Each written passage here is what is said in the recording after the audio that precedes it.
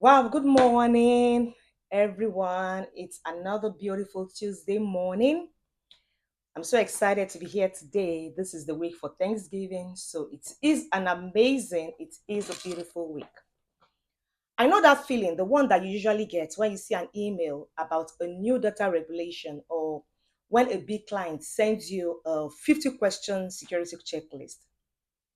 It's always a sinking feeling because it's a mix of confusion as well as a mix of dread because you know it's going to be a week or several weeks of frantic work. You have to dig through files. You are trying to translate legal speak. It is something that your team can actually do. And most importantly, it feels like a tax on your time and on your focus, a big headache. I want you to know that you are not alone. Here is the truth. The enemy is not compliance itself, but the complicated, disjointed systems that makes it harder than it should actually be. And you need to know that if compliance feels like a burden, it's because it has not been designed for your business reality. What that means in essence is that you need to be clear and understand that the old way of doing compliance is dead. The way that usually we are panic driven, we are looking at checkbox ticking, we are doing binder on a shelf method. All of them are actually what is referred to now as I'm going to call it an illusion, a mirage, or most importantly, a ghost. And the reason is because those methods and those techniques don't protect you. And the truth is, they definitely will not allow you or your organization to grow. That is why we need to focus on modern compliance. Modern compliance is not about hiding your weaknesses, it's actually about flaunting your strength. It's your badge of trust. It is the hard evidence that shows your clients, your investors, your competitors, your partners that you are the safe, reliable, as well as professional choice. I want you to think about it from the perspective of not only your clients, but that of your partners as well as your donors, especially for those of you in the non-profit space. You need to look at it in a way that they are buying a promise. They are buying your promise. They are not buying your security policy. Internally, you are the only one that understands, or your organization is the only one that understands that you have a security policy. A lot of these people, they don't, I'm going to use the word, they don't care. What they think they see or they believe is the fact that they are buying your promise. What kind of promise are they buying? The promise that their data is safe, the promise that when they are donating to your organization, it is protected, the promise that adding you or your platform to their network will not be the weak link in their chain. Modern compliance is how you prove you can actually keep that promise. Is how you turn a cost center into a powerful sales tool. So many times we feel that compliance feels like a burden, and it's usually because, like I said initially, you have not designed it for your business reality. You have not designed it to the specifics of your organization. Today, if you don't take anything from this session, if you're not going to take any takeaways from today's session, I need you to put this in mind. Simplifying things and staying consistent are the game changers for SMB compliance today. So I want you to remember.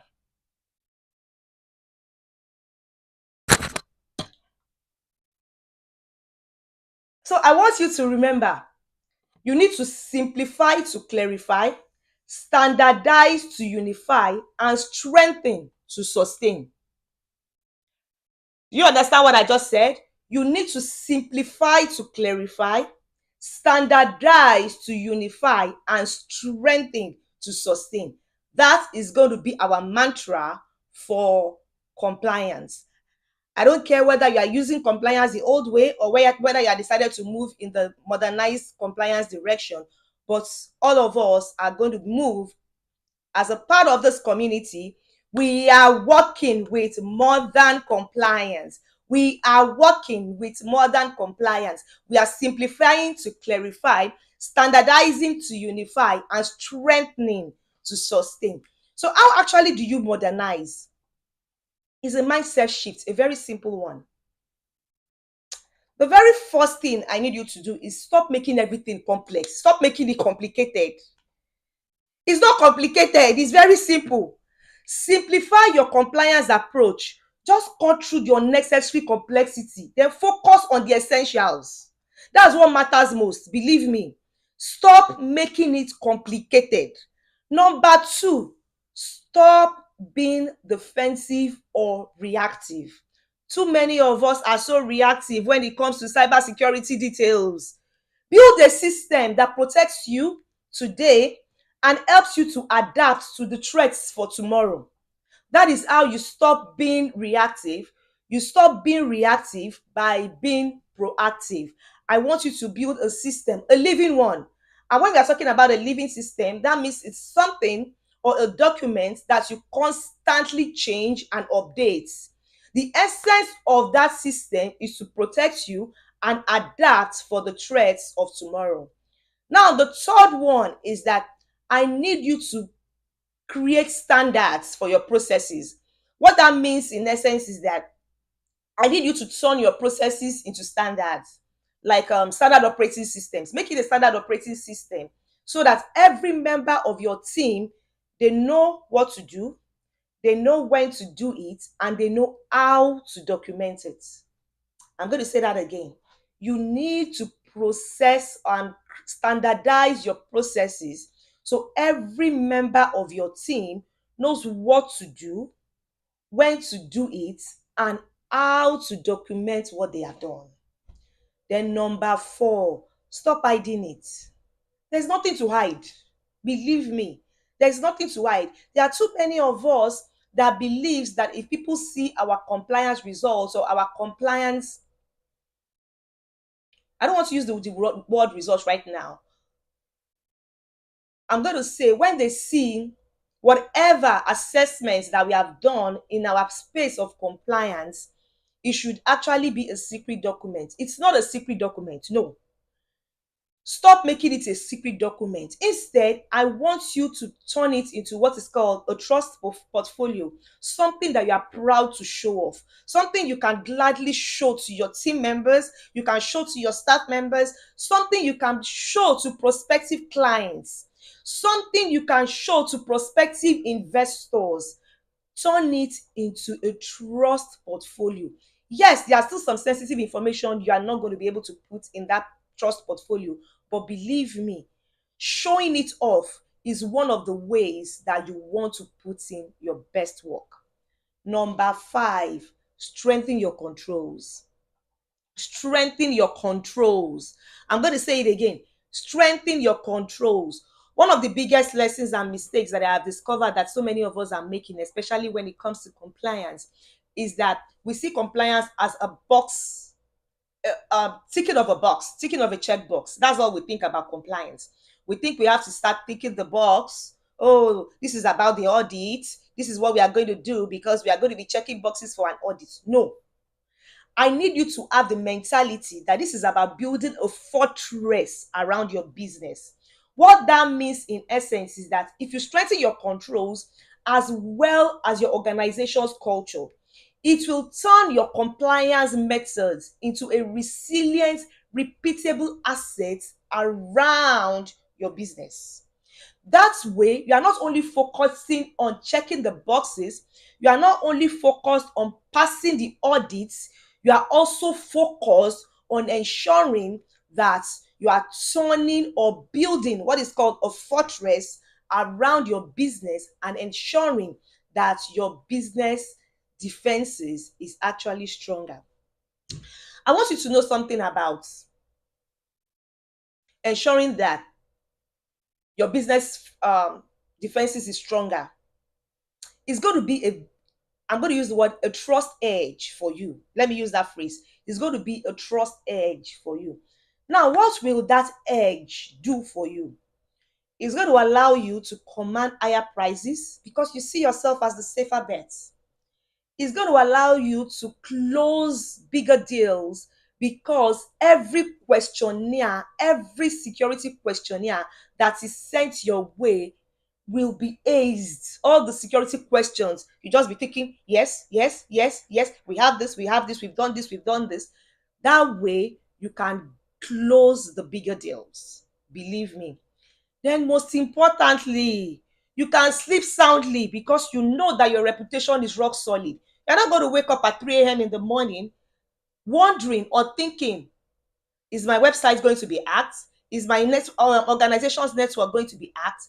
That is not going to be one of the thoughts that comes into your mind in the night. You are going to have a very deep, a very sound sleep because you know that your organization's reputation is rock solid. Let's look at some of the practical ways that we can start modernizing compliance. Remember our strategies, remember our mantra. Number one, I want you to review all the compliance tasks that you have and then start identifying the ones that actually impact your business, the one that truly impacts your business. 95% of the time, you will have a lot of tasks on your list, but which of them affects you directly? Which of them affects your operations? Which of them impacts your business? Which of them impacts your goals? What you can do is that when you review this task and identify the ones that impacts your business, simplify it by trimming the ones that are unnecessary. Simplify. All right. Number two, I want you to create standard templates as well as checklists. The essence of this is that your team members can follow them and be consistent with it. Simple scales, complex fails. All right? Simple scales, complex fails. By doing the same thing consistently, your team members know what they are supposed to do, they know how they are supposed to do it, they know when they are supposed to do it, and most importantly, they have the standards, the checklist, the templates they follow in order to ensure success. Rinse and repeat. Rinse and repeat. Number three, I need you to set what is called a clear ownership for every compliance step. I'm going to dig deep into this because that's one of the biggest challenges that organizations have. Set clear ownership for every compliance step. Who does what? When do they do it? Why do they do it? They don't have to tell you how they do it, but there has to be responsible. I don't want to use the word ownership anymore. There has to be responsibilities attached to particular people. Everyone needs to be responsible for every step. You need to allocate ownership for every compliance step. And the main reason I am emphasizing on this is that when something goes wrong or when something is about to go wrong, you know who to turn to. You know who is supposed to be doing what, you know when they are supposed to be doing what, you know why they are doing it. So even when your audit comes in, you don't have to run around because you automatically know who is responsible for that step. The next thing I want you to know is that you should build what is called review routines. Build review routines so that you can catch issues early and be able to demonstrate controls. I have discovered that for a lot of organizations, they don't look at their policies, they don't look at their controls, they don't have a cadence for the things they are supposed to be doing. So they don't catch issues when they come in early. And because they don't catch that, when it is time for them to be audited, they run into problems because then they start running around. The issues have expanded at that point in time. The issues have elongated at that point in time. They have gotten worse at that point in time. And then the auditors will probably be the ones to catch it. Then they start failing their audits. But if you catch your issues early, you can demonstrate control. You can take over before an hacker comes into your system. You can take over before audit goes wrong. You need to be able to catch issues early. And the only way you can get this is by doing what is called a review. You have to have a routine for your reviews. Then the last one, I want you to cultivate a culture where compliance is not just a box to check. Stop making compliance a checkbox to be ticked. Turn it into a culture that is seen as a daily habit. Your team members need to do this on a regular. They need to see it as a daily habit, not a box that they have to check. Right now, if you're watching me right now, I want you to tell me one area in your compliance efforts that feels inconsistent or complex. Tell me where you think standardization can make the biggest difference for your team members. I'm going to wait on you to do that. Just show me one area that you feel compliance is complicated, compliance is complex, compliance is inconsistent for your team members, where a lot of you are having problems. Let's see if we can direct action to that. No one is sending any questions? All right. I'm going to assume we know what we are doing, or we are going to see and watch it later. If you watch it later, we are open to questions, we are open to reflections about SMB compliance, as well as the challenges and the way you're modernizing it. Like I always emphasize, this is a community. Our goal is to ensure that all of us do not only have secure organizations, but we are also using them as tools to unlock new opportunities and grow our businesses. Now, this is going to be my action step for you today. This is what I need for you today. I always give homework, right? I don't call it homework. I just want to make sure that you are getting something from this session. Don't forget our mantra: simplify to clarify, standardize to unify, strengthen to sustain. Simplify to clarify, standardize to unify, strengthen to sustain. Now, this is what I want you to do this week. This is Thanksgiving week for those of you in the United States. So you only have tomorrow to do this. All right? We are not allowing this to go into next week. Start by simplifying your compliance today. Just simplify it. If it's not complicated, look at it. Look at everything that you need to do. Look at all the steps that you need to do. Look at the several processes that you need to work on. Then identify just one process that you want to streamline.